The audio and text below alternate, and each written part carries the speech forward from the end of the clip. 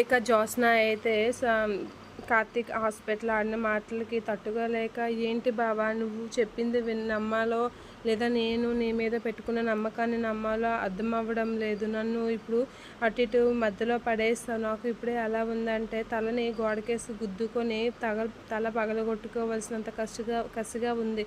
అయినా నువ్వు ఇలా ఎలా చెప్పగలవు బావా? శౌర్యకి తండ్రివి నువ్వని ఎలా చెప్పగలవు? నేను నీ మీద అంత నమ్మకం పెట్టుకున్నప్పుడు నువ్వు అది చెప్పినా నేను అది నమ్మలేకపోతున్నాను అని జ్యోత్స్న అయితే చాలా ఫీల్ అవుతూ ఉంటుంది. ఇక దీప అయితే హాస్పిటల్ నుంచి వచ్చి తన ఇంట్లోకి అయితే వెళ్తూ ఉంటుంది.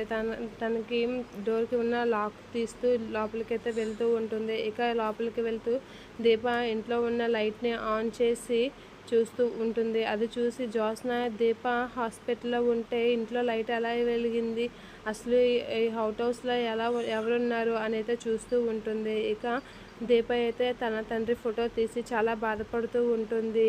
ఇక తండ్రి ఫోటో చూసి అలా ఏడుస్తూ ఉంటుంది దీప.